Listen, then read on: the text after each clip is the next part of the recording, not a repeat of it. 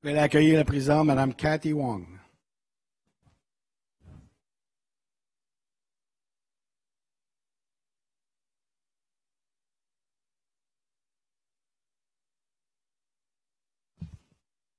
Bonjour à tous et à tous.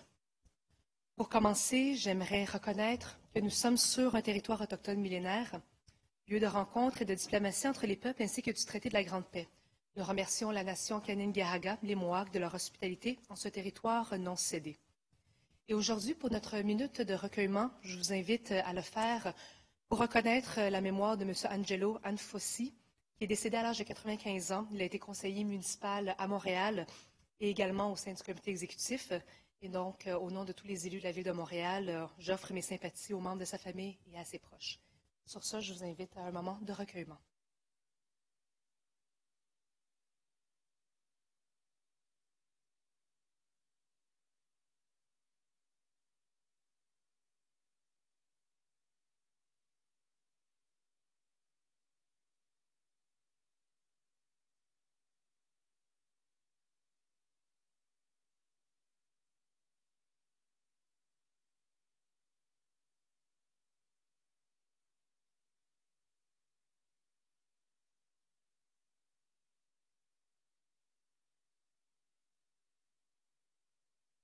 Merci. Je vous invite à prendre place.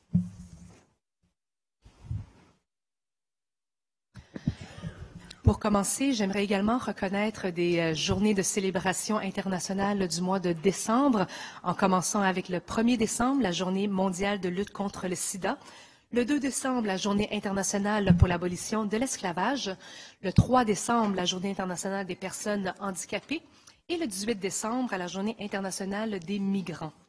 Aussi, le mois de décembre, nous célébrons l'anniversaire de 2 élus. Donc, le 12 décembre, François Limoges et le 14 décembre, Marianne Giguère. Joyeux anniversaire à vous deux.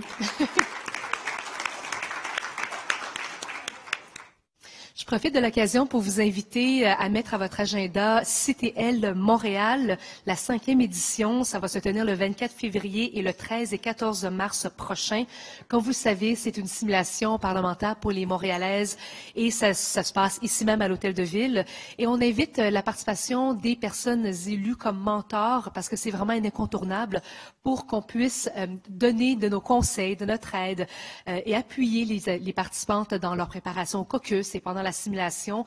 Et donc, les mentors hommes et femmes sont invités à se joindre à cette simulation. Donc, sur votre pupitre, vous avez une feuille pour indiquer vos disponibilités. Et donc, je vous demanderai de la compléter avant 17 heures et le bureau de la présidence viendra les récupérer à 17 heures. Vous avez aussi reçu une convocation Google Agenda du bureau de la présidence. Et donc, je vous remercie d'avance pour votre intérêt et votre disponibilité pour inspirer les femmes montréalaises à participer à notre démocratie. Également, en 2020, le bureau de la présidence vous enverra davantage d'informations sur les nouvelles formations qui seront offertes et donc vous recevrez un courriel à ce sujet. Et finalement, bien, un message de la part de notre collègue responsable de la culture au comité exécutif, Mme Bagda Popeanou. Elle nous invite à découvrir les musées montréalais et aujourd'hui, il lui fait plaisir de vous remettre à tous les collègues du conseil municipal un laissez-passer double offert gracieusement par le musée Pointe-à-Calière pour l'ensemble de leur collection. Alors, je vous souhaite de belles visites à ce musée. Et maintenant, nous ouvrons le dernier conseil municipal de 2019. Alors, je vous souhaite et je nous souhaite des débats sereins. Merci pour votre attention et bonne séance. Sur ce, on ouvre la période des questions des membres. Monsieur le chef de l'opposition. Avant de commencer la période des questions, j'aimerais, Madame la Présidente, soulever une question de privilège. Suite aux événements du dernier conseil et la façon dont j'ai été défini comme ayant eu des propos sexistes à travers l'une de vos décisions. Ceci, ainsi que la façon que la décision a été prise, ont porté atteinte à mes privilèges. Vous avez reçu une lettre de notre leader ainsi que de leader adjointe qui expose de façon détaillée l'atteinte que je subis. Nous souhaitons que vous y donnez suite pour le bien des débats démocratiques avec la plus grande célérité. Je vous remercie. Merci, Monsieur le chef de l'opposition. Puisqu'il s'agit d'un point de privilège, tout élu a le droit d'être entendu si jamais vous souhaitez prendre la parole à ce sujet. Monsieur le leader. Madame la Présidente, étant donné que je ne connais pas l'objet de la missive dont parle le chef de l'opposition, je n'ai rien à dire sur la question, sinon que je vous fais entièrement confiance pour lui donner la réponse que vous jugerez appropriée. Merci, M. Limoges.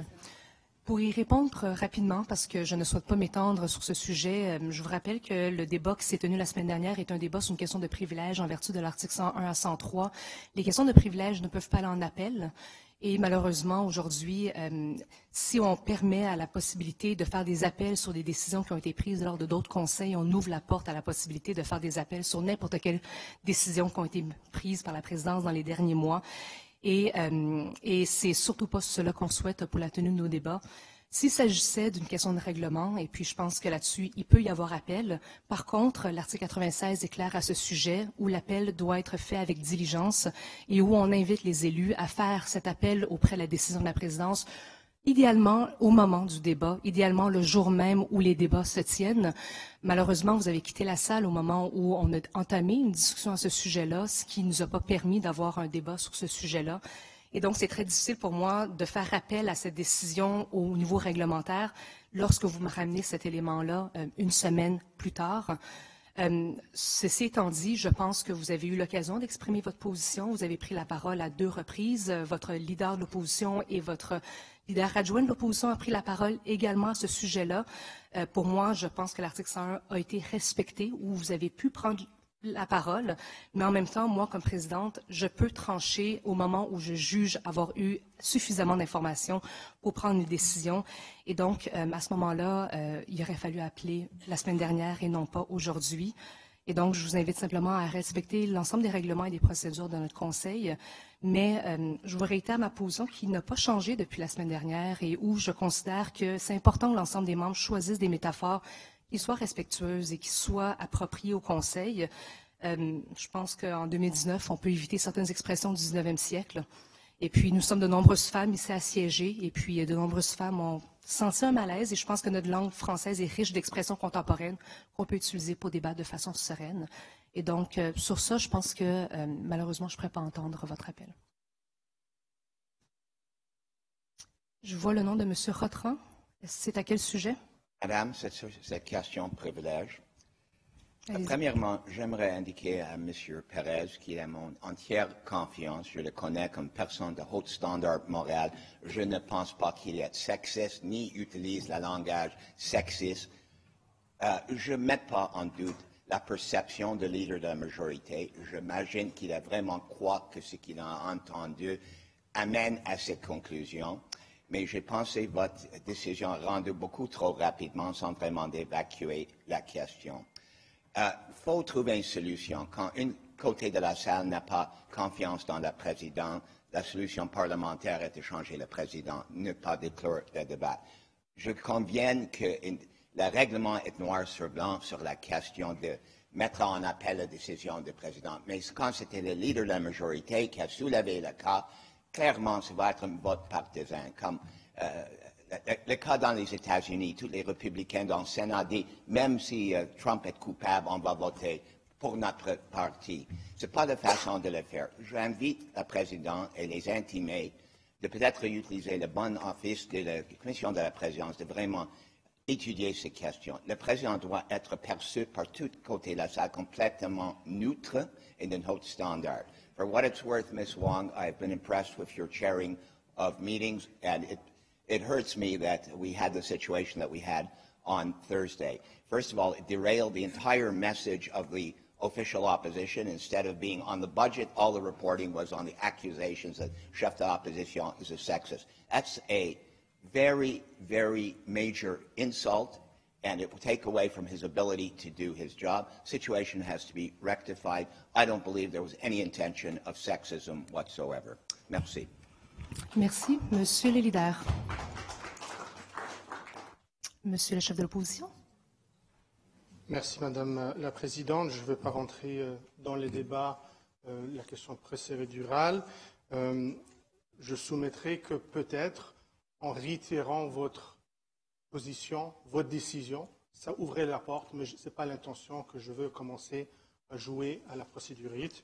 Ce que je vais faire, c'est déposer la lettre que nous avons envoyée plus tôt, en fin de matinée, pour qu'il soit partie du procès-verbal de cette Assemblée. Merci beaucoup. Parfait. Alors, sur ça, on va entamer la période des questions des membres du Conseil. Monsieur le chef de l'opposition. Merci. Il y a évidemment 2 semaines, et la semaine dernière encore une fois, l'administration a fait des annonces concernant l'acquisition de plusieurs terrains pour le Grand Parc de l'Ouest. Ça fait quelques mois, j'ai été interpellé notamment par des citoyens. Ils m'ont demandé si on était prêt à appuyer le projet du Grand Parc de l'Ouest. J'avais répondu à ce moment-là que nous étions prêts à appuyer l'administration sur ce projet-là, que nous aimerions avoir un peu plus d'informations, un plan d'affaires, et que nous invitons également l'administration à partager plus d'informations. Depuis, il y a eu des annonces qui ont été faites. On aura l'occasion pendant ce débat, ce Conseil, cette Assemblée, d'en discuter et on pourra soulever certaines questions. Il y a un dossier qui me préoccupe particulièrement, c'est l'achat d'un terrain à Île-Bizarre pour 85 000 $, ou plutôt pour 250 000 $, bien que la valeur au rôle foncier est de 85 000 $.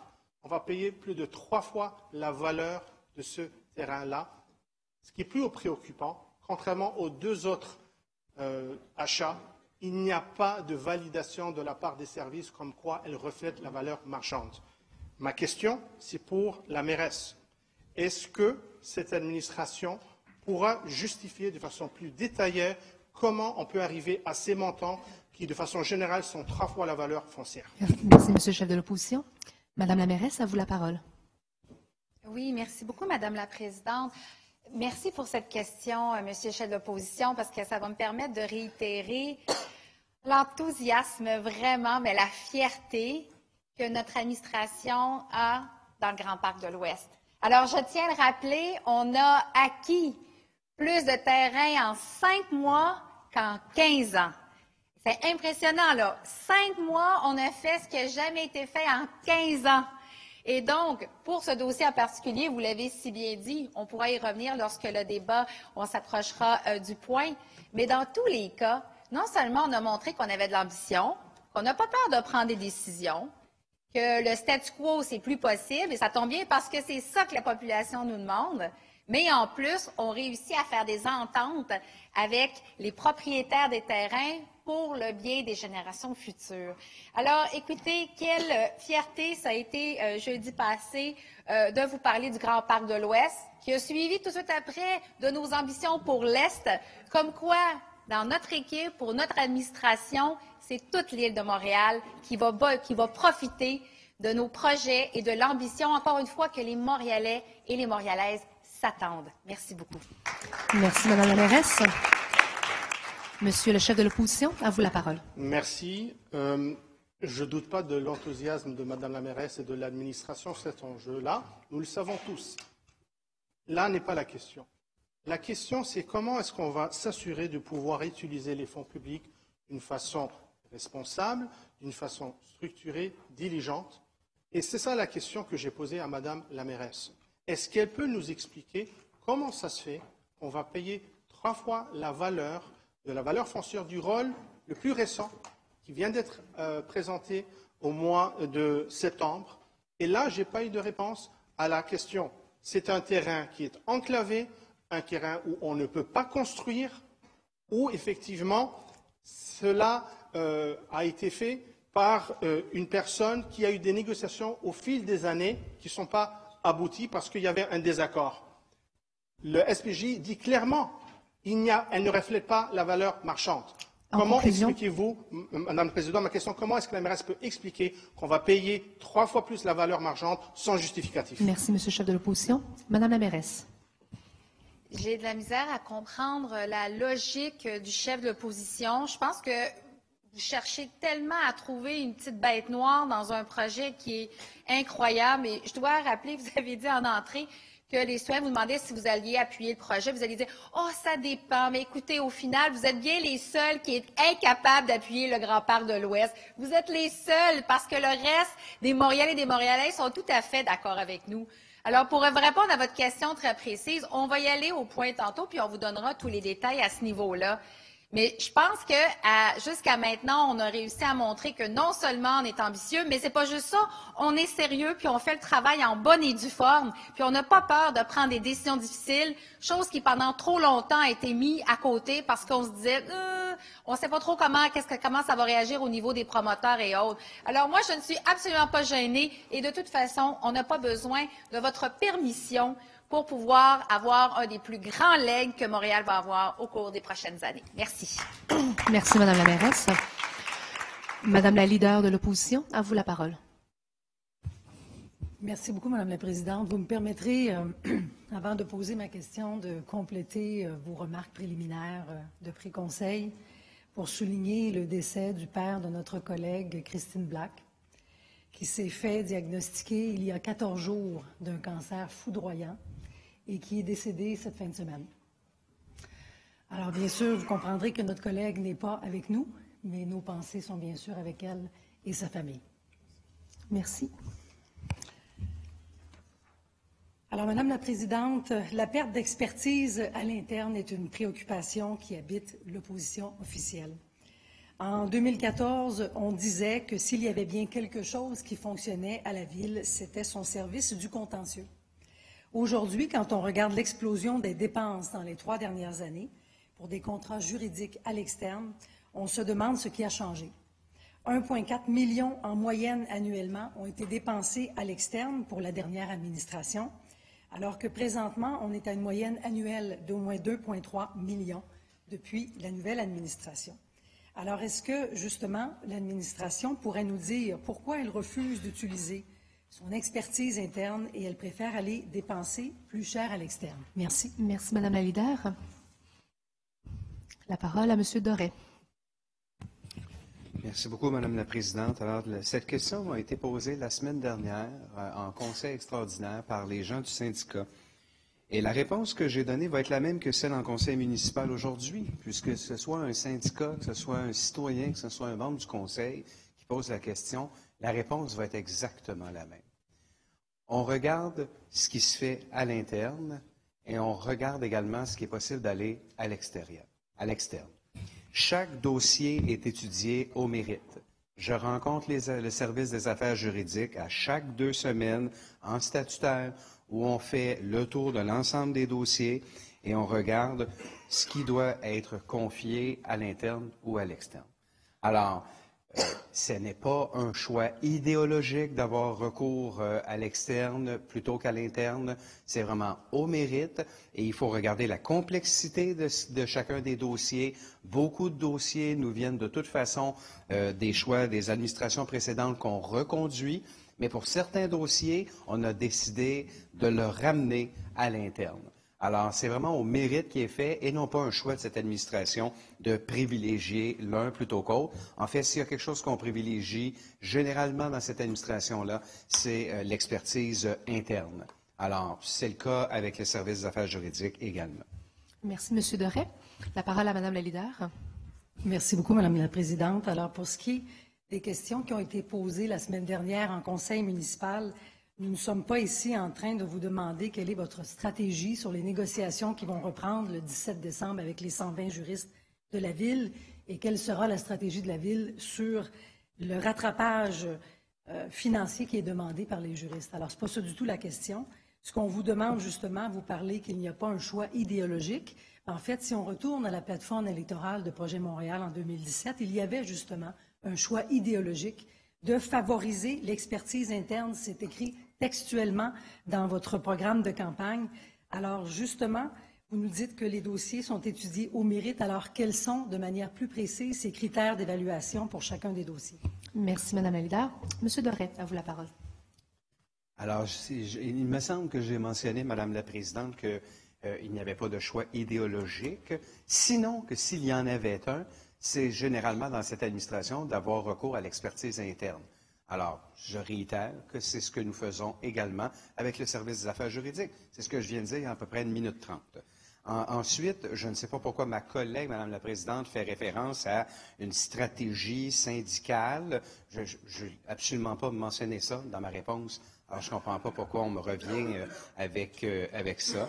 Absolument pas. Et son assertion à l'effet que les négociations recommenceront. En fait, elles n'ont pas besoin de recommencer puisqu'elles ont toujours cours, Madame la Présidente. Alors, cette administration-là traite avec l'ensemble des syndicats à renouveler les différentes conventions dans le respect de payer des Montréalais, tout en faisant en sorte que la Ville de Montréal soit reconnue comme un employeur de choix, d'autant plus à une ère où la main-d'œuvre se raréfie, où on est en contexte de plein emploi et où on doit attirer l'ensemble des talents avec des pratiques modernisées. C'est ce que nous faisons. Merci, M. Doré. M. Miranda? Non plus. Alors, j'ouvre la période de questions à l'ensemble des membres du Conseil dans 3, 2, 1. Monsieur Rapana, à vous la parole. Merci, Madame la Présidente. Ce matin, sur l'informateur des Rivières des Prairies, j'ai lu un article visant la nouvelle bretelle qu'on demande depuis longtemps de l'autoroute 25. Et il s'agit d'une bretelle supplémentaire pour désenclaver les secteurs des Rivières des Prairies et des Montréal-Nord et laisser à eux-mêmes abandonner depuis la construction de cette autoroute. Et depuis l'article, il me semble de comprendre qu'il n'y a pas une syntonie entre le gouvernement du Québec, le ministère des Transports et la Ville de Montréal. Est-ce que, s'il vous plaît, j'aimerais que l'administration me dise et qu'elle dise aux citoyens des Rivières des Prairies et de Montréal-Nord qu'est-ce qu'ils vont s'attendre de cette pourparlers entre les deux paliers gouvernementaux. Merci. Merci, M. Rapana, pour votre question. La parole à M. Caldwell. Merci. Oui, allez-y. Oui, ça fonctionne. Oui. Merci, M. Rapana, pour votre question. Comme je vous l'ai dit, il y a déjà 1 ou 2 conseils. C'est un dossier actif entre la Ville de Montréal et le MTQ. Mais, je le répète, quoi qu'on en dise, c'est un dossier qui est de la responsabilité du MTQ. Et on a des échanges avec eux. Et je viens de prendre connaissance de l'article. Je vous confirme que c'est un dossier actif. On a des discussions. On va relancer les discussions. Mais j'ai hâte que votre position de revendication s'allie avec la mienne, comme quoi, si on veut que ce dossier avance là, le MTQ devra bouger. Merci, M. Caldwell. M. Rapana, à vous la parole. Caldwell, est-ce qu'on peut donner un échéancier aux citoyens des Rivières des Prairies et de Montréal-Nord, s'il vous plaît, parce que la réponse n'est pas trop claire, M. Caldwell. Merci, M. Rapana. M. Caldwell, à vous la parole.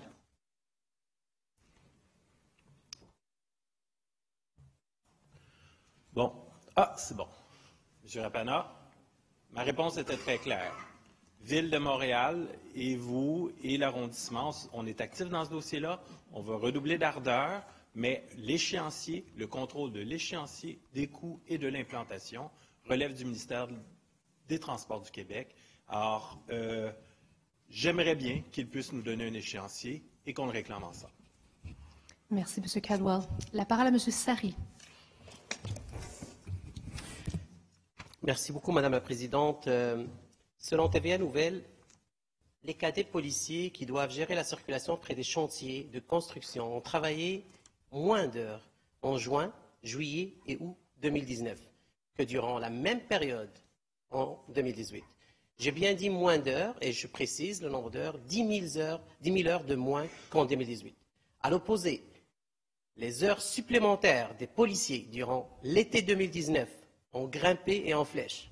Madame la Présidente, je ne comprends pas la convention collective signée par l'ancienne administration en 2017 avec la fraternité policière permet pourtant à la Ville d'avoir recours aux cadets pour assurer une présence sur les chantiers et diminuer ainsi les coûts qui peuvent être engendrés par le temps supplémentaire des policiers.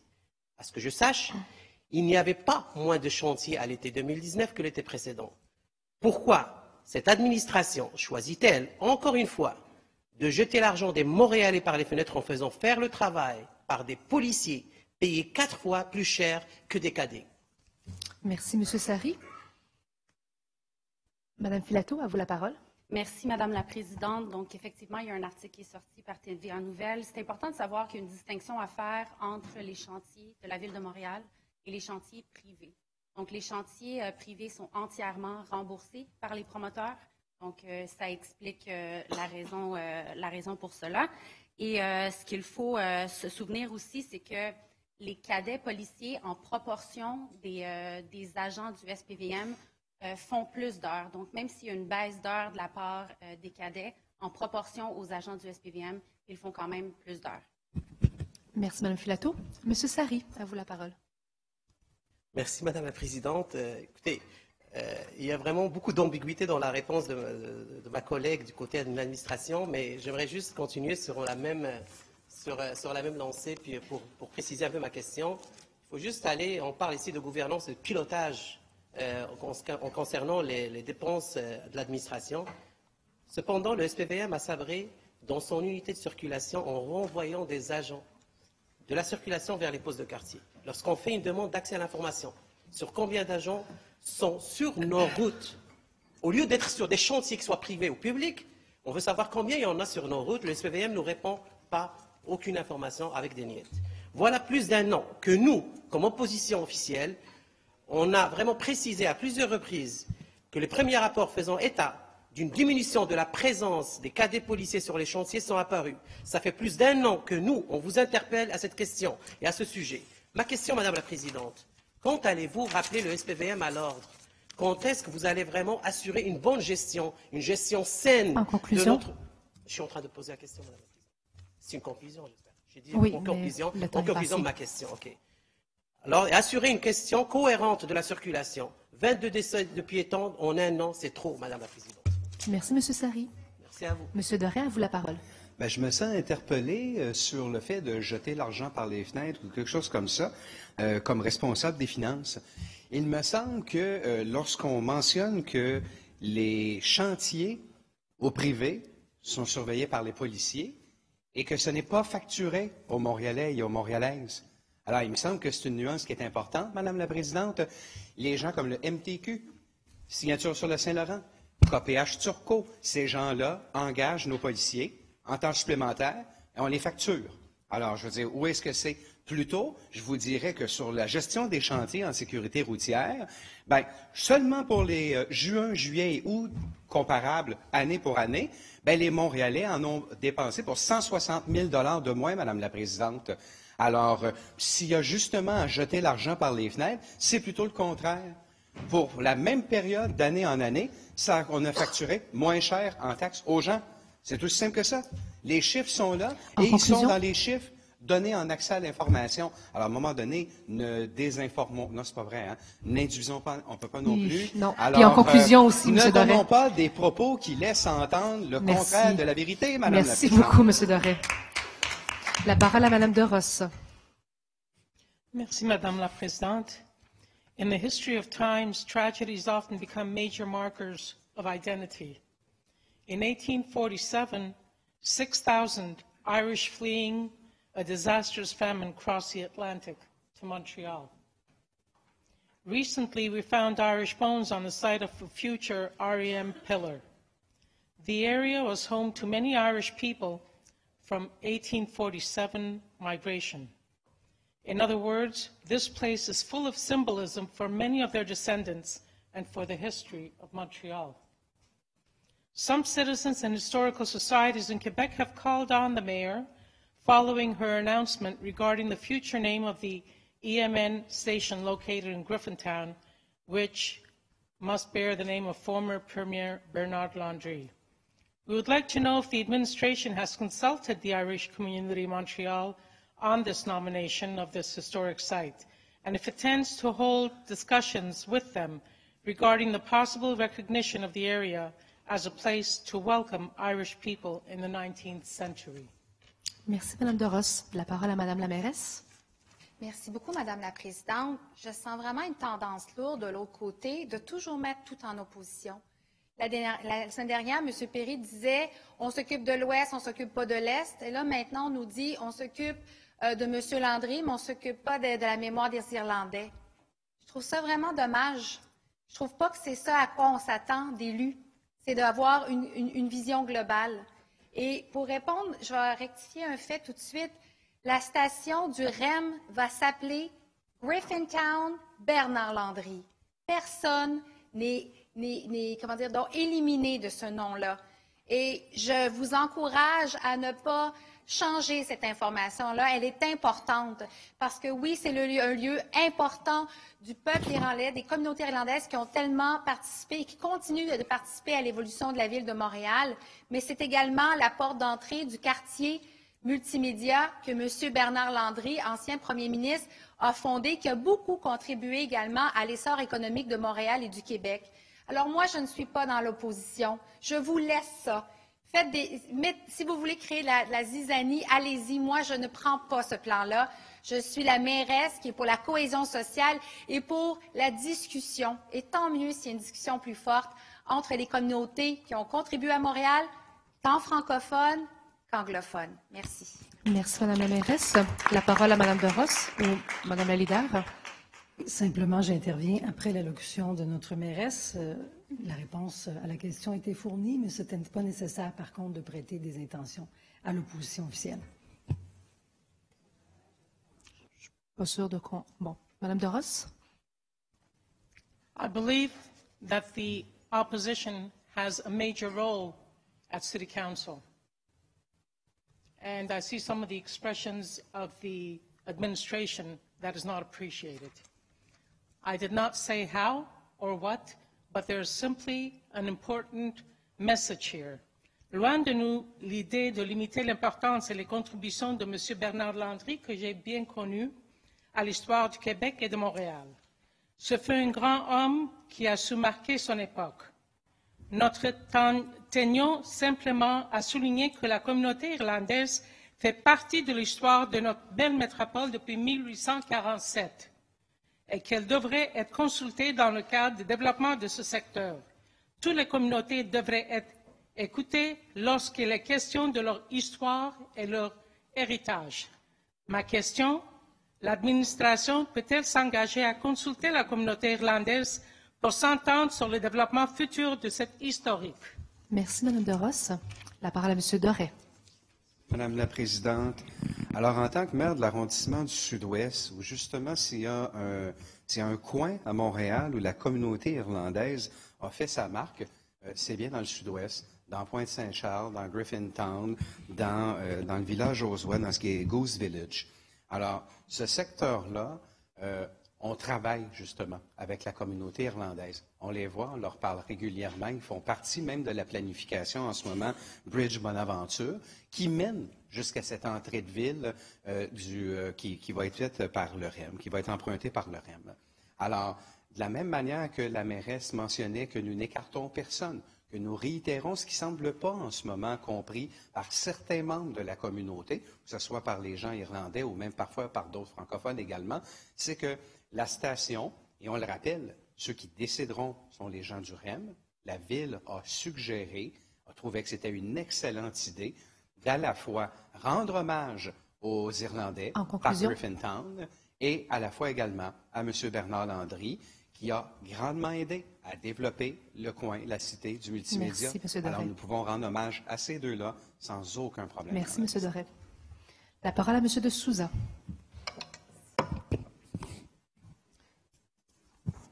Merci, Madame la Présidente.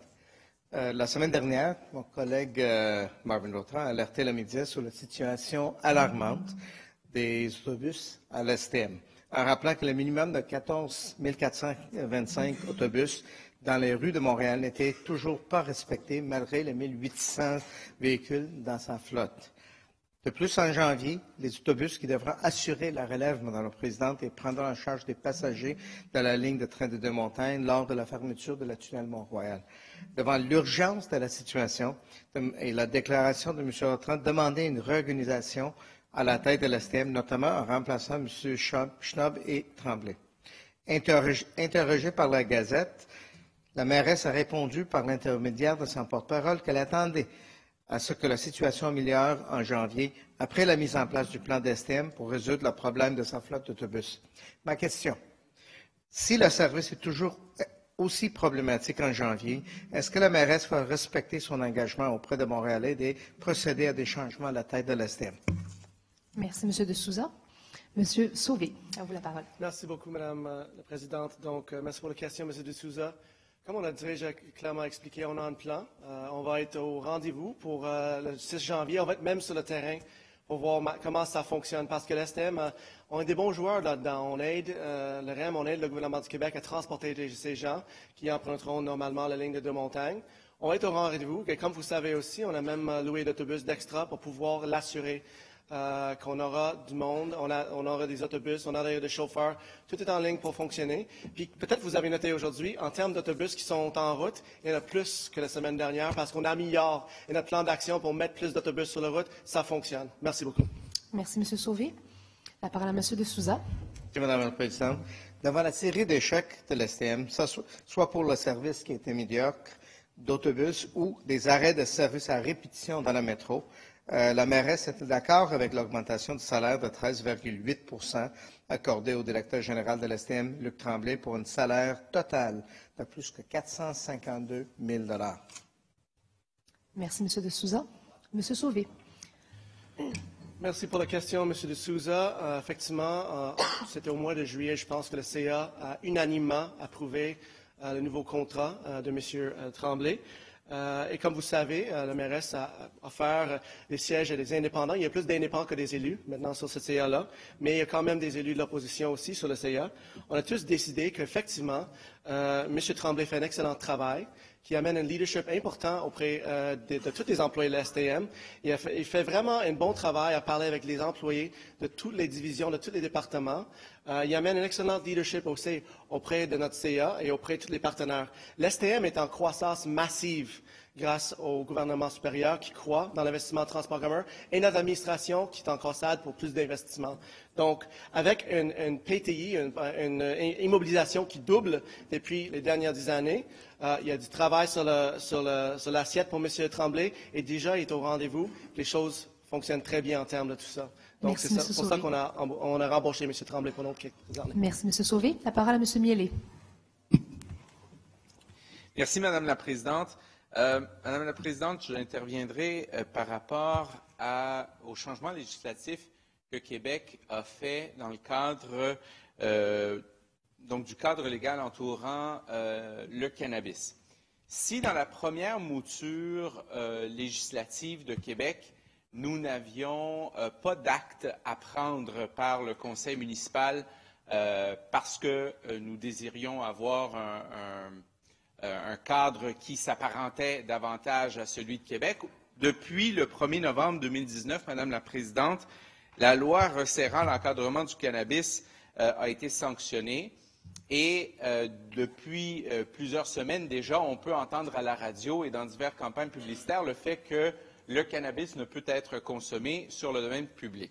À partir du 1er janvier 2020, l'âge augmentant aussi à 21 ans, la permission de consommer du cannabis entrera en vigueur. Ma question est-ce que l'administration est en train de valider, à savoir si nous avons des mesures à prendre, contrairement à la première mouture? Est-ce que nous aurons à amender nos règlements afin de maintenir le cadre que Montréal a voulu se donner, à savoir de permettre l'usage du cannabis sur le domaine public? Merci. Merci, M. Miele. La parole à Mme Filato. Merci, Madame la Présidente. Donc, notre administration a toujours été claire sur notre position, qui était une position de santé publique.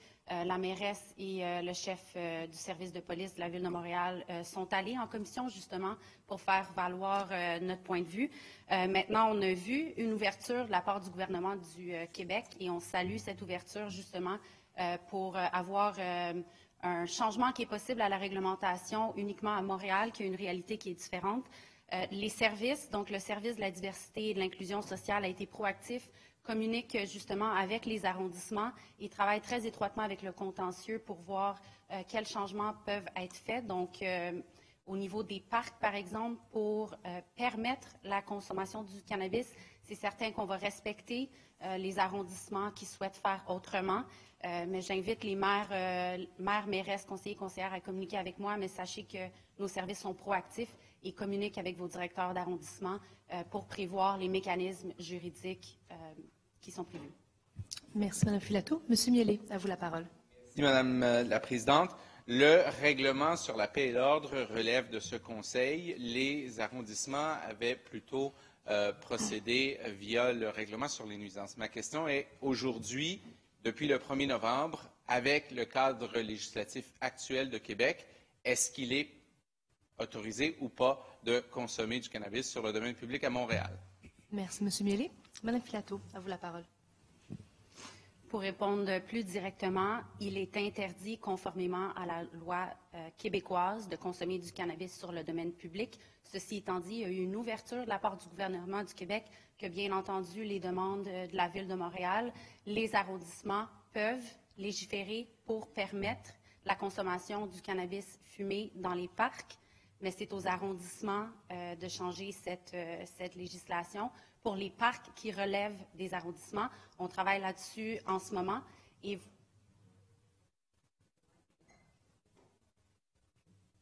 OK, je peux terminer? Merci. Donc, le contentieux travaille avec le service de la diversité et de l'inclusion sociale pour accompagner les arrondissements qui souhaitent faire un choix. Il y a effectivement des choses qui relèvent de la ville-centre et on travaille déjà là-dessus avec le contentieux. Merci, Mme Filato. Alors, ceci termine la période de questions des membres du Conseil. Madame la leader. Nous demandons une prolongation de 15 minutes appuyée de mon collègue Francesco Miele. Merci, Mme la leader. C'est accepté. Alors, nous poursuivons. Mme Descaries, à vous la parole. Oui, bon.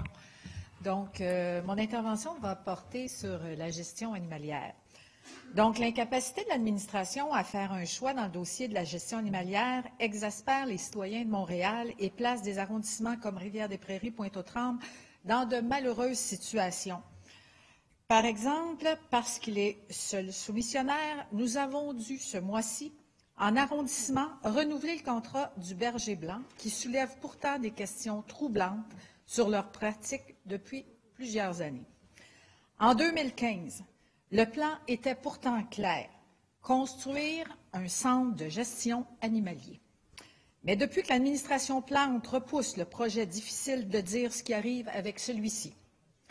En janvier dernier, on entendait parler de décentralisation avec des centres satellites. Mais, surprise lors de la commission sur le budget, on comprend que cette idée a été abandonnée et que la gestion animalière n'est plus une préoccupation de l'administration. La preuve, il ne figure pas dans le budget. Pouvez-vous nous dire pourquoi l'administration traîne autant avec le dossier de gestion animalière et qu'après 2 ans au pouvoir, il ne semble pas encore quoi faire avec? Merci, Mme Descaries. Non, ce n'est pas M. Norris. La parole à M. Parenteau.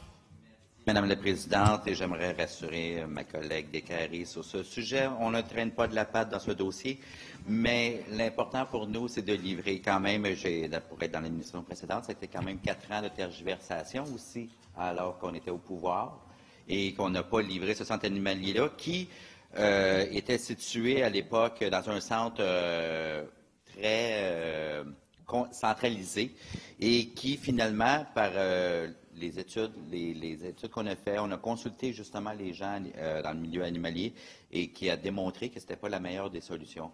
Et dès le début de l'année prochaine, nous allons vous annoncer quelque chose pour la gestion animalière. Alors, le contrat, je comprends votre préoccupation dans votre secteur, puis je la partage, votre préoccupation, Mme Descaries, mais on va remédier à cette situation rapidement. Alors, soyez assurés que c'est probablement, certainement le dernier contrat que vous donnerez de la sorte. Alors, merci beaucoup. Merci, M. Parenteau. Mme Descaries, à vous la parole.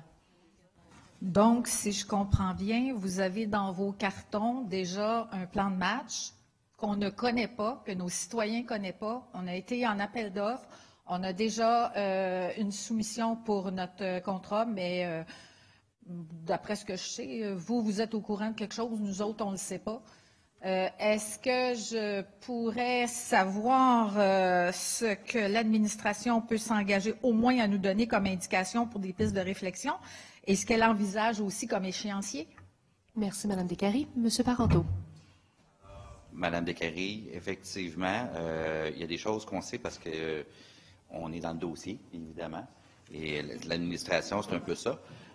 Mais soyez assurés qu'on travaille très fort. On en a la langue à terre depuis des semaines à travailler pour livrer un beau projet au niveau de la gestion animalière. Puis soyez assurés qu'on va pouvoir vous revenir rapidement, mais ça ne sera certainement pas quelque chose de centralisé, mais beaucoup plus quelque chose qui va représenter des satellites, comme vous l'aviez déjà dit au préalable, vous étiez content.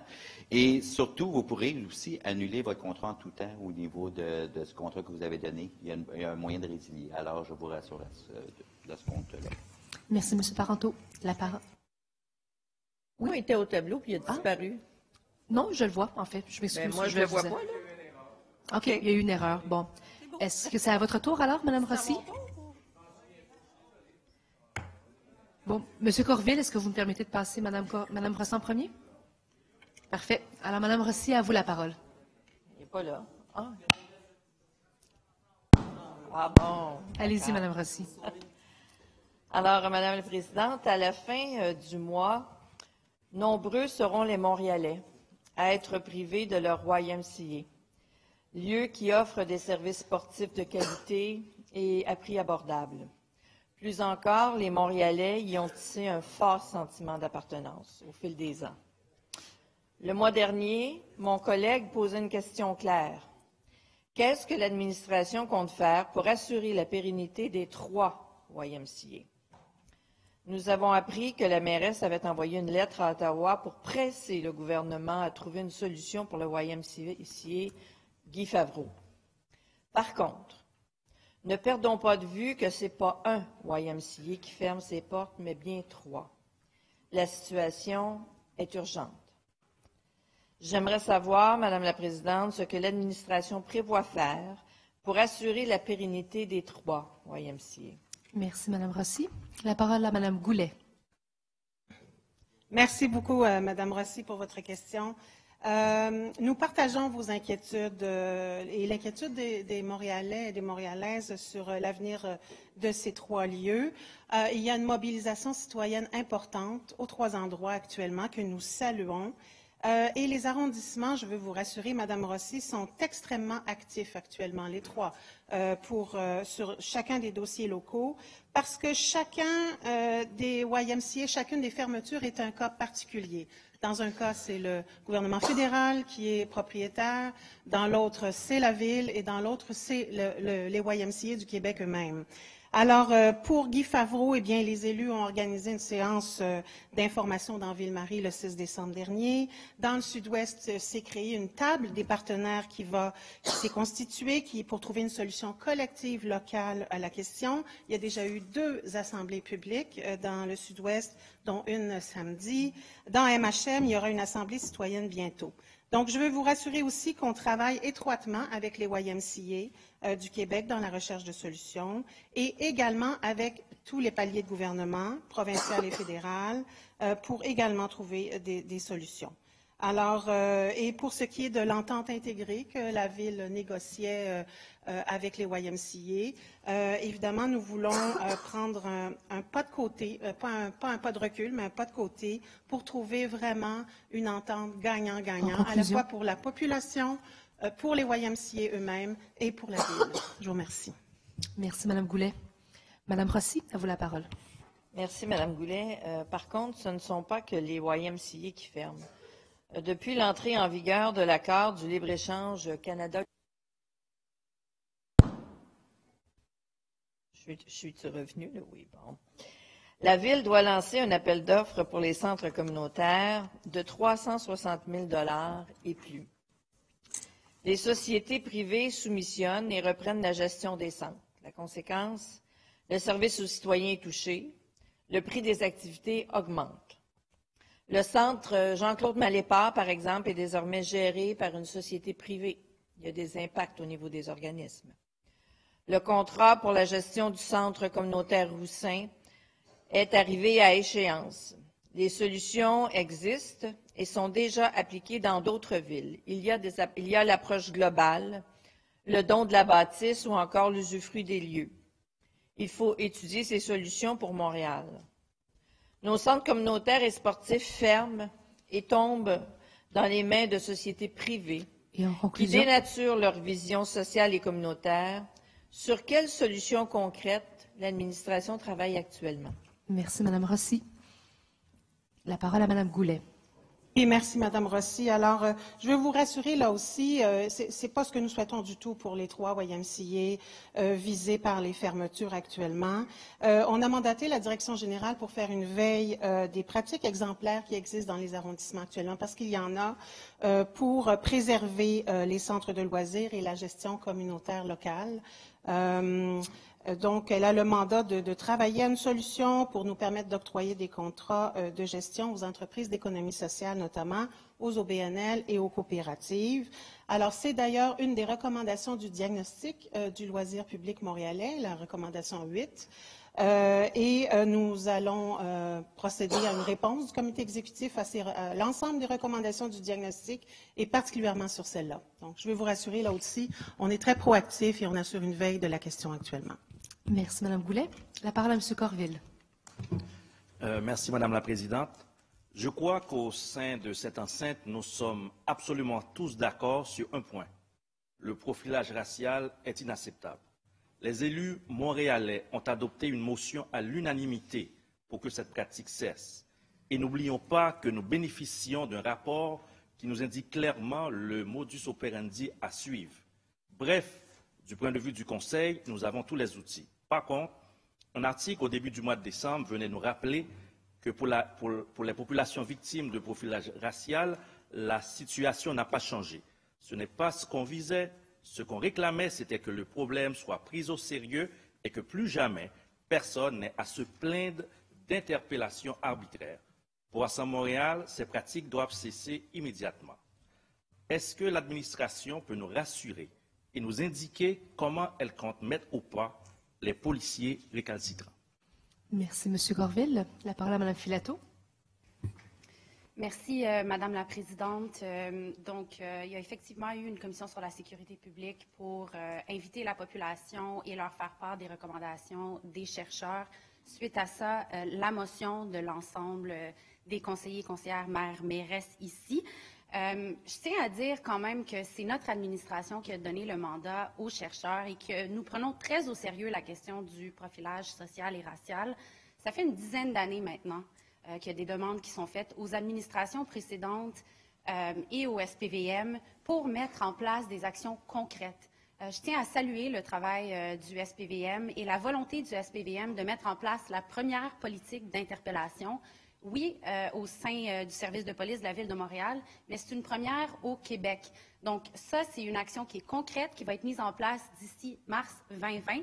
Dans les dernières semaines, j'ai rencontré plusieurs groupes communautaires également, des représentants de la société civile, pour voir comment on pouvait aller encore plus loin.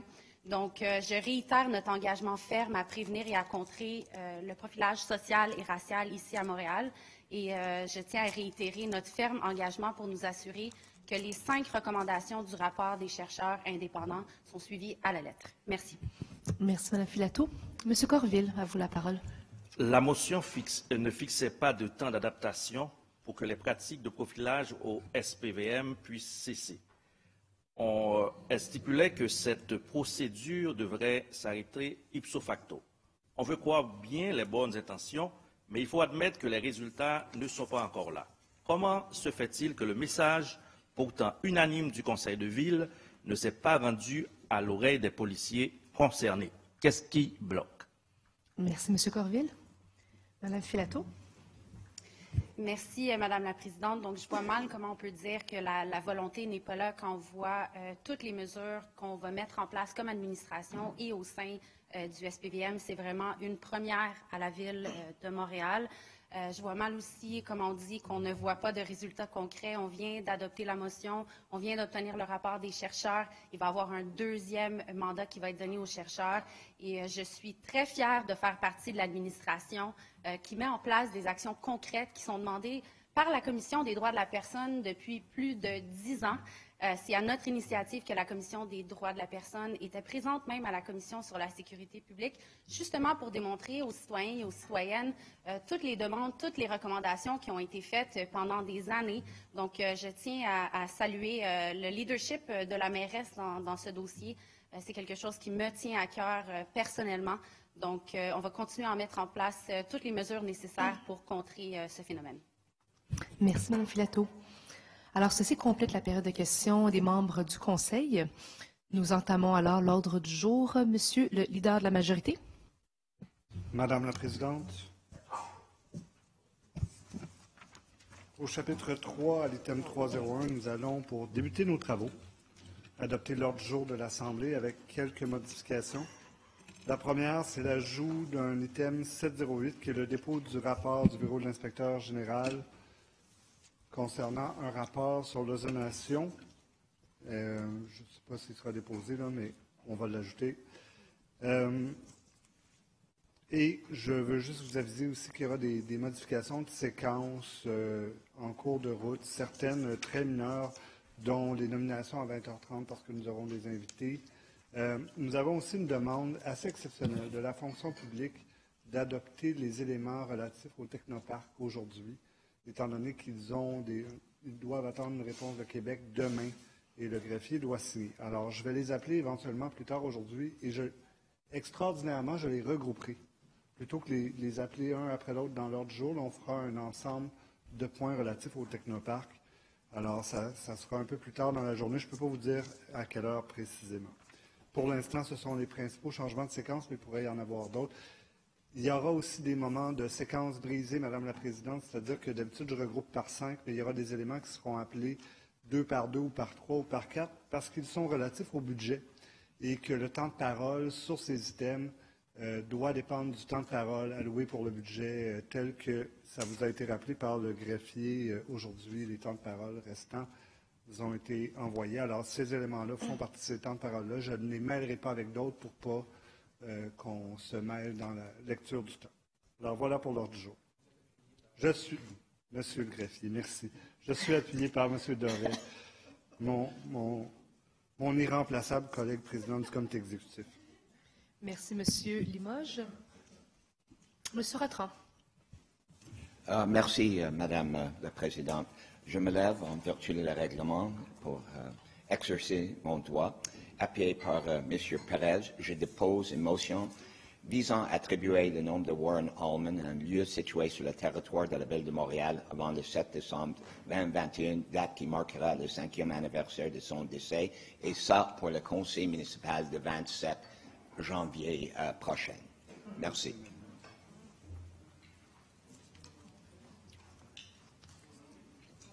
Alors, Madame la Présidente, je remercie le conseiller Rattrand pour son avis de motion. Il fera partie, s'il est acheminé au greffier, de l'ordre du jour de notre prochaine Assemblée, tel que la procédure le requiert. Parfait. Alors, l'ordre du jour est adopté. En 302, Madame la Présidente, il s'agit de l'approbation du procès-verbal de l'Assemblée ordinaire du Conseil municipal tenue le 18 novembre dernier. C'est approuvé. Au chapitre 4, Madame la Présidente, en 401, je dépose la liste des contrats octroyés par le comité exécutif. La parole à Monsieur le chef de l'opposition. Merci, Madame la Présidente.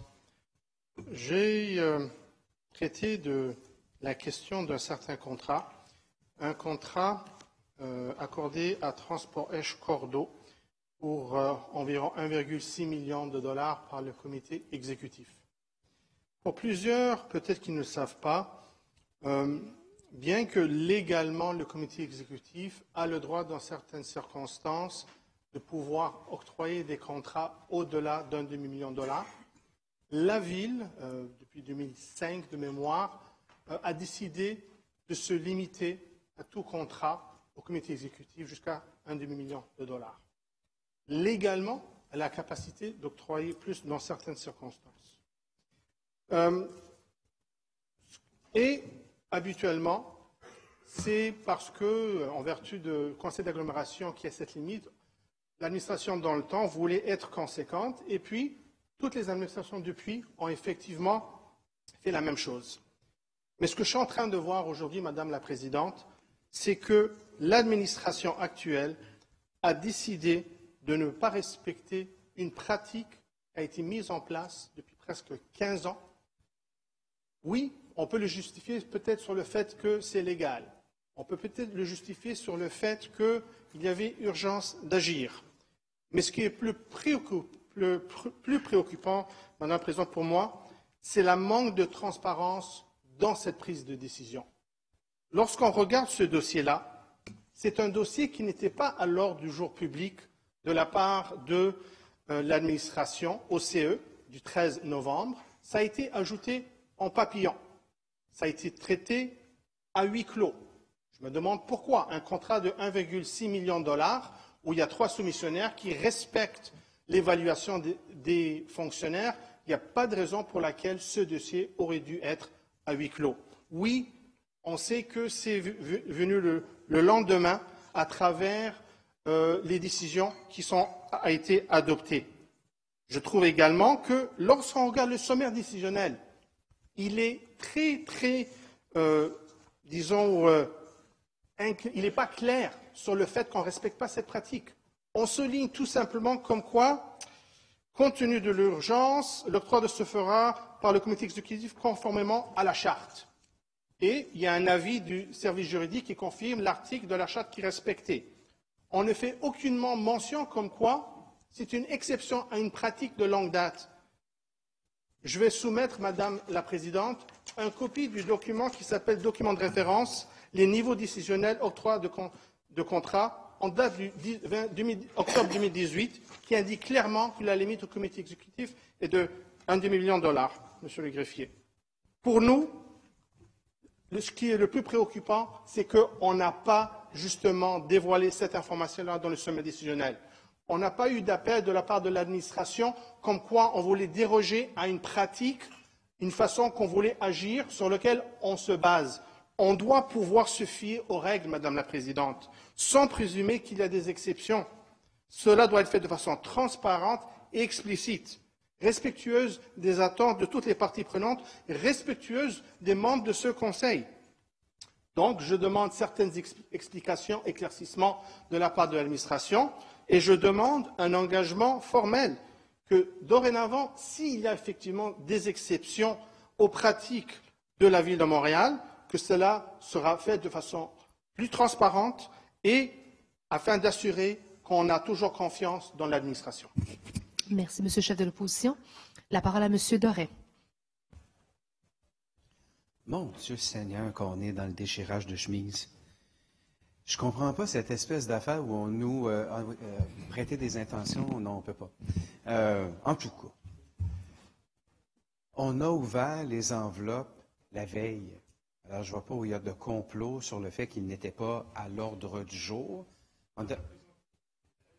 Oui, Monsieur le chef de l'opposition.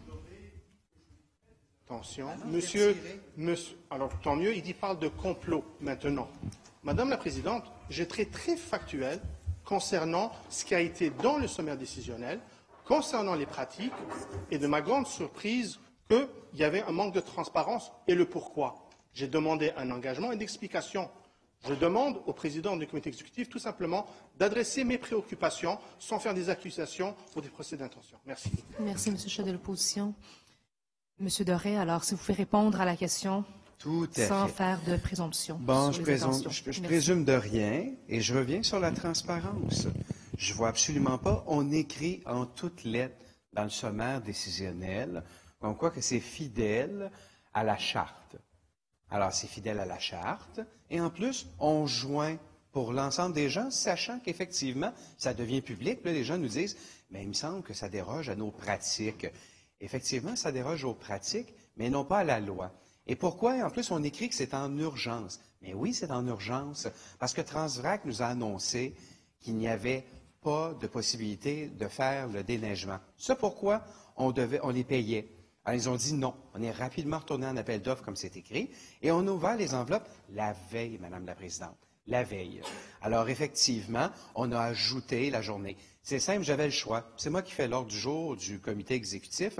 Alors, soit j'avais le choix de mettre ça là, en conformité avec la loi, Madame la Présidente, ou tout simplement de l'inscrire beaucoup plus tardivement et de faire en sorte que le Conseil aurait eu à ratifier, mais en fait pas à ratifier, à l'adopter, mais c'était déjà fait et on avait déjà engagé des dépenses.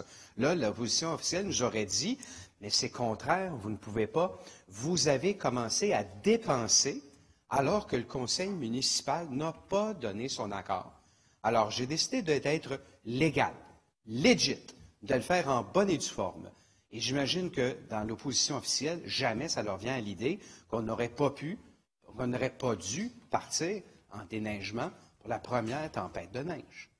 Alors, c'est ça à quoi on faisait face. Alors moi, Madame la Présidente, j'ai aucun problème à prendre le blâme de l'opposition, c'est un blâme qui me donne, à avoir été, un, légal, deux, de l'avoir mis en toute transparence dans le sommaire décisionnel que ce que nous faisions était parfaitement légal, et de nous dire, je vais en rajouter une couche, Madame la Présidente, je vais mettre l'avis juridique. Comme ça, ben, ça créera certainement pas de débat au conseil municipal. Bon, désolé, on a été transparent, désolé, on a été légal, et désolé, nous avons donné le service aux citoyens. Merci, M. Doré. Monsieur, chef de l'opposition. Merci, Madame la Présidente. Je pense que M. Doré, peut-être, je ne sais pas, il n'a pas entendu mon intervention préliminaire lorsque j'ai dit que c'est légal. Je n'ai aucunement contesté la légalité de ce qui a été fait.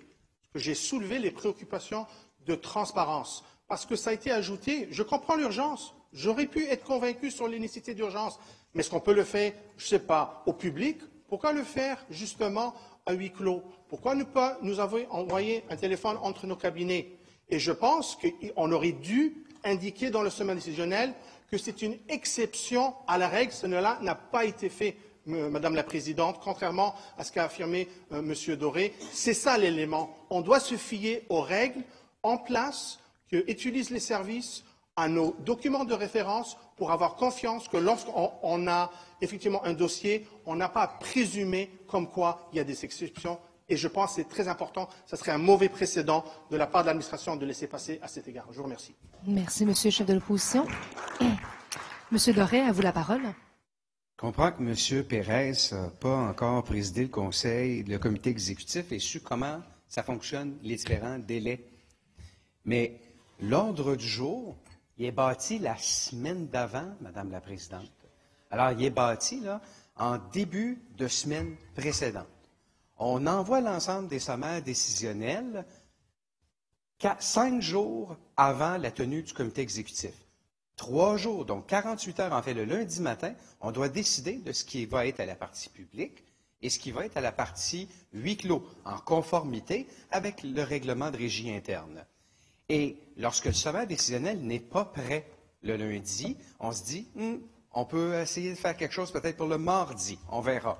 Mais une fois qu'on l'envoie publiquement le mardi après-midi, si on veut ajouter quelque chose, il est trop tard pour le faire en partie publique, Madame la Présidente, et le sommaire décisionnel n'était pas ficelé au moment où nous envoyons sur la liste des gens. Bon, le chef de l'opposition officielle fait baboune, mais moi je le sais, puisque nous l'avons autorisé, le GDD, la soirée. Donc, il était prêt, Monsieur le Président, en fin d'après-midi, moment où tout était déjà parti. Alors, c'est ce qu'on a fait. On l'a ajouté séance tenante le matin, et c'est ce qu'on faisait pour les citoyens en toute légalité et bien écrit au sommaire décisionnel. Alors, j'ai aucun problème à avoir donné le service aux citoyens et on l'aurait fait pour n'importe qui. Merci. Merci, Monsieur le conseiller. Nous sommes rendus à quel endroit, là? C'est le leader de la majorité, je vous reconnais. Ah, j'attendais de voir s'il y avait une autre intervention. Ça va. Alors, Monsieur le Président, 402, je dépose la liste des subventions octroyées par le comité exécutif. J'ai des commentaires, ça va? Adopté. En 403, je dépose la liste des contrats octroyés par les fonctionnaires. Monsieur Perry. Merci, Monsieur le Président. On remarque à la page 64 des contrats octroyés par les fonctionnaires un contrat de services professionnels en Intervia afin d'étudier la possibilité de mettre la voie Camillé-Houde à sens unique. Est-ce que l'administration peut nous confirmer qu'elle souhaite rendre, si elle souhaite rendre la voie d'accès Camillé-Houde en sens unique? Si oui, dans quel sens? Du plateau Mont-Royal vers les Côtes-des-Neiges ou des Côtes-des-Neiges vers le plateau Mont-Royal? Et je tiens à rappeler à l'administration que le rapport de l'OCPM, la recommandation numéro 4 sur ce sujet, était là. La Commission recommande que le réaménagement de l'axe Camillien-Hood Remembrance soit entrepris en concertation avec les parties prenantes. Alors, est-ce que l'administration peut nous donner une réponse?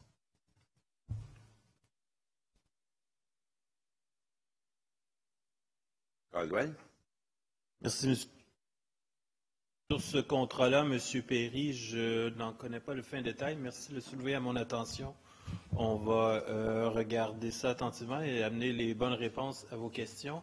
Sur l'ensemble du dossier, il y a le projet de réaménagement de Côte-des-Neiges Remembrance et le projet aussi d'accès à la montagne pour lequel il y a eu des projets pilotes, pour lequel il y a eu une consultation de l'OCPM, pour lequel nous avons donné une réponse claire, comme quoi on allait donner suite aux recommandations de l'OCPM, à savoir qu'il y aura encore un accès à la montagne, mais qu'on veut apaiser la circulation et en faire, comme le recommande l'OCPM, un chemin de promenade de parc, un chemin de parc. Donc, pour la suite des choses, tel que ça a été annoncé dans le PTI, c'est un projet qui arrivera à moyen terme avec des investissements pour sécuriser l'ensemble du trajet, mais nous vous tiendrons au courant des différents développements, mais ce projet d'immobilisation qui amènera une reconfiguration du chemin n'est pas prévu à court terme. M. Pérez, le chef de l'opposition officielle. Oui, Monsieur le Président, c'est sur le même point. Comme a souligné mon collègue M. Perry, il y avait la recommandation 4, mais il y avait également la recommandation 16.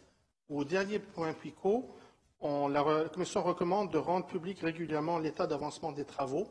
J'ai entendu mon collègue M. Caldwell. J'ai évidemment feuilleté le budget et le PTI sur cet enjeu-là. Il y a plus de 20 références à l'intérieur du PTI notamment et du budget. Oui, on parle évidemment des intentions afin de suivre les recommandations de l'OCPM, d'avoir un chemin de plaisance, de promenade, de s'assurer qu'on puisse avoir une augmentation de sécurité également. On partage tous cet objectif. M. Caldwell a également parlé de accessibilité à la montagne. Ça faisait partie de beaucoup d'interventions de la part des citoyens et des citoyennes. Il y a toute une section qui y parle, et notamment l'importance des constats qu'a fait l'OCPM sur cet ongo, comme quoi la montagne, et je cite, est considérée comme un joyau, un bijou. L'importance de son accès pour tous a été soulignée à maintes reprises tout au long du processus de consultation par l'entreprise de différents outils proposés. Ça a été soulevé, ça a été rapporté par l'OCPM, qu'il y a eu énormément d'interventions, à ce que les visiteurs devraient pouvoir choisir leur mode de transport et avoir accès à tous les attraits de la montagne, incluant les cimetières, en provenance de l'Est comme de l'Ouest. Alors, on partage votre orientation, on partage évidemment la nécessité de pouvoir augmenter les mesures de sécurité, de le rendre un lieu plus convivial. Ma question, Madame la Présidente, est fort simple. Est-ce que l'administration a l'intention, oui ou non, de rendre le voie Camillien-Hood en sens unique? Merci, Monsieur le chef de l'opposition. Monsieur Caldwell, à vous la parole. Tel que mentionné, nous avons l'orientation, et c'est ce que nous mettrons en œuvre, de sécuriser, d'apaiser le chemin d'accès à la montagne pour, comme on l'a dit, en assurer l'accès, mais en décourager le transit. Pour ça, on ne fait l'économie d'aucune étude sur les différents scénarios possibles pour le faire. On sait tous que ce sera la combinaison de plusieurs scénarios, de plusieurs mesures. Il n'y a pas de solution magique. Et on retourne chaque pierre le long du chemin pour trouver la meilleure formule. Merci, M. Caldwell. Alors, ce document est déposé. Monsieur le leader. Oui, Madame la Présidente. On poursuit au 404 avec le dépôt de la réponse du comité exécutif au rapport de la Commission permanente sur la présidence du Conseil à la suite du rapport d'études et des recommandations portant sur le service d'halte garderie à l'Hôtel de Ville lors de la période des questions du public au Conseil municipal. C'est déposé. En 405, il s'agit du dépôt de la réponse du comité exécutif au rapport de la Commission sur le développement économique et urbain et l'habitation portant sur le projet de règlement modifiant le règlement sur la construction et la transformation de bâtiments. C'est déposé. Au chapitre 5, Madame la Présidente, en 501, on dépose la résolution CA 19-12-286 du Conseil d'arrondissement d'Anjou. Au chapitre 6, en 601, c'est le dépôt de réponse aux questions écrites de membres du Conseil. Est-ce qu'il y en a à déposer? Aucune? Ah! Oui, Madame Lavigne-Lalonde, à vous la parole. J'ai une réponse écrite à déposer. Juste à votre droite. C'est à l'intention de quel élu? Monsieur Perry. Parfait. Merci beaucoup. Monsieur Ludard. Madame la Présidente, je vais réunir les items 701 à 705 et en 701, on dépose le rapport sur l'Assemblée ordinaire du Conseil d'agglomération du 21 novembre dernier. En 702, on dépose le rapport du greffier relatif à la formation des élus en éthique et en déontologie municipale à la suite de l'élection du 6 octobre 2019. En 703, c'est la déclaration d'intérêt pécuniaire. S'il y en a qui n'ont pas déposé leur déclaration d'intérêt pécuniaire, ceci est pas mal la date limite aujourd'hui. Alors, vous la donnez au greffier. En 704, c'est le dépôt des déclarations des membres du comité exécutif en vertu du Code d'éthique et de conduite des membres du Conseil de la Ville et des conseils d'arrondissement. Et en 705, c'est le dépôt du rapport du greffier sur les déclarations de réception d'un avantage par les élus. Merci, Monsieur Ludard. Ces documents sont déposés. Je vais réunir, Madame la Présidente, les items 706 et 707. Et en 706, c'est le dépôt du bilan de l'usage de l'eau potable 2018. Et en 707, c'est un avis en vertu de la loi sur les élections et référendums dans les municipalités. Ces dépôts. Oh, Monsieur Perry, à vous la parole. Merci encore, Madame la Présidente. Mon intervention porte sur le 706. Alors, en moyenne, dans les 10 prochaines années, les besoins d'investissement pour assurer les moyens fonctionnels des actifs devront être de 620 millions de dollars par année et de 950 millions si l'on souhaite éliminer complètement le déficit durant cette période. Toutefois, les investissements réels de la Ville ne totaliseraient que 480 millions en 2018, 483 millions en 2019 et ne devrait pas être que 497 millions en 2020. Alors que les investissements dans les infrastructures de l'eau ont connu une croissance soutenue depuis 2015, on constate que la cadence prévue n'a pas été respectée. Alors que cette administration s'époumonne à nous faire croire qu'elle va en faire plus pour le maintien du réseau principal et secondaire d'aqueduc et d'égouts, ces programmes ont été réduits l'an dernier dans les PT. Dans les 3 principaux programmes de réfection de notre tuyauterie, Projet Montréal a décidé de couper 52,4 millions de dollars. Si cette administration appelle sans en faire plus pour réparer nos conduites, les Montréalais sont à même de constater qu'elle prévoit d'en faire moins qu'à pareille date l'année dernière.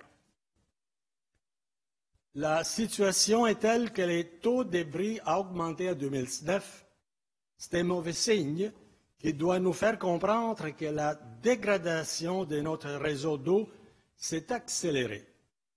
Durant l'année 2018, l'équipe de recherche des fuites d'eau a localisé 735 fuites qui étaient non apparentes en surface. Pour 2019, ce sont 1200 fuites d'eau qui ont dû être colmatées dans les différents arrondissements de la ville. La ville se doit de redoubler les efforts et investir plus d'argent dans notre réseau. En 2018, le taux de perte pour la Ville de Montréal est estimé à 29 %. Environ un tiers de toute l'eau potable produite par nos différentes usines est perdue à travers les nombreuses fuites de notre réseau. Un tiers, Madame la Présidente, c'est énorme. L'autre indice pour calculer les pertes, soit le FI, démontre également que la situation montréalaise est grave.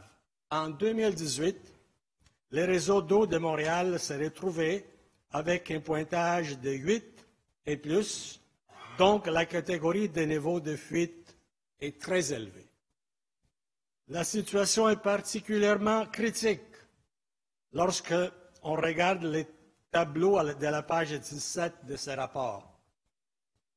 Dès V22 et V23, l'impact des sous-financements des besoins de maintien d'actifs sur l'évolution du déficit d'entretien augmentera les risques de rupture d'alimentation en eau potable. C'était mon commentaire sur 7.6. Merci, M. Perry. La parole à M. Ouellet. Merci, Madame la Présidente. Donc, sur le même point, pas en droit de réplique parce que c'est un dépôt, mais pour répondre à M. Perry, quelques éléments. Écoutez, je trouve ça toujours curieux d'entendre, et on l'entend malheureusement de plus en plus souvent de la part de l'opposition officielle, que, ben, écoutez, vous auriez dû investir davantage dans l'eau, dans les routes, dans autre chose. Puis, en effet, etc. Mais de l'autre côté, on nous dit, ben là, regardez, surtout, là, c'est comme, qu'est-ce que vous avez fait Vous nous dites, il faut absolument là, pas augmenter les taxes. Puis, il ne faudrait surtout pas accepter en plus aller chercher d'autres subventions de la part du gouvernement du Québec. Donc, il y a quand même une espèce d'incohérence là-dedans. Et c'est surtout dans le cas des infrastructures de l'eau. En le cas des infrastructures de l'eau, écoutez, c'est des investissements à extrêmement long terme qui sont faits et c'est pas, on hérite d'une situation qui a été causée par une insouciance collective des anciennes administrations. Et j'exclus quand même en partie la dernière qui a quand même réaccéléré au niveau des investissements de l'eau. Parce que, essentiellement, on a ressorti les chiffres, en 2002, lors de la création de la Ville de Montréal, on investissait pour toute l'île de Montréal 20 millions de dollars par année. 20 millions de dollars par année dans le PTI de l'eau. Vous avez beau dire qu'il y a eu de l'inflation, je veux dire, ça reste des peanuts par rapport aux besoins réels. Donc oui, on arrive présentement, il y a des déficits, il y a un déficit d'entretien d'actifs de plus de 3 milliards estimés dans l'eau. Et est-ce qu'on aimerait accélérer? Oui. Est-ce qu'on peut accélérer? Oui et non. Pourquoi? Bien, premièrement, évidemment, il y a quand même une certaine disponibilité budgétaire. Il y a aussi des impacts au niveau des chantiers, mais il y a aussi, et particulièrement au niveau de l'eau, quelque chose qu'on se ramasse en tant qu'administration à faire des projets que ça fait des fois des dizaines d'années qu'on a entendu parler et que là, enfin, on décide de réaliser et c'est maintenant que le décaissement va faire. Donc, oui, on va investir des sommes records massives à l'eau. Mais il y a certains projets spécifiques, des projets là, qui ne reviendront pas dans 5 ans, qui ne reviendront pas dans 10 ans, puis qui auraient déjà dû être faits il y a 5 ans. On parle de plusieurs bassins de rétention, des bassins de rétention très massifs. Il y en a d'ailleurs 3 en construction présentement. Il y en a d'autres qui s'en viennent. Et surtout, on parle évidemment de l'usine d'ozonation des eaux usées. Et c'est sans compter d'autres projets évidemment gigantesques qu'on doit faire, notamment la station de pompage McTavish qui s'en vient, qui va suivre la station réfection du réservoir et station de pompage Rosemont, mais en comparaison, McTavish va être beaucoup plus gros. On parle encore de continuer au niveau de la réfection de certaines des usines. Donc oui, on aimerait en mettre plus dans l'eau, mais on arrive à un moment où, d'un côté, on a il y a certains projets qui vont avoir des déboursés extrêmement importants dans l'eau qui doivent se faire. Et donc, temporairement, la disponibilité totale de l'enveloppe budgétaire pour les besoins de l'eau, bien évidemment, doit être répartie entre ces différents projets-là et les programmes réguliers. Mais est-ce qu'on souhaite en avoir plus dans l'eau? Oui. Par contre, je trouve ça encore très ironique parce que vous étiez pourtant extrêmement contre le fait qu'on augmente la taxe sur l'eau. Donc, j'essaie de réconcilier les deux et malheureusement, je n'arrive pas à faire l'équation. Surtout que quand on est arrivé, malheureusement, la réserve de l'eau était à sec.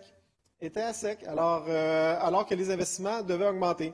Donc, écoutez, si vous êtes capable de vous réconcilier entre vos différentes déclarations, tant mieux, mais je n'arrive pas à vous suivre. Merci. Merci, M. Ouellet. La parole à M. le chef de l'opposition.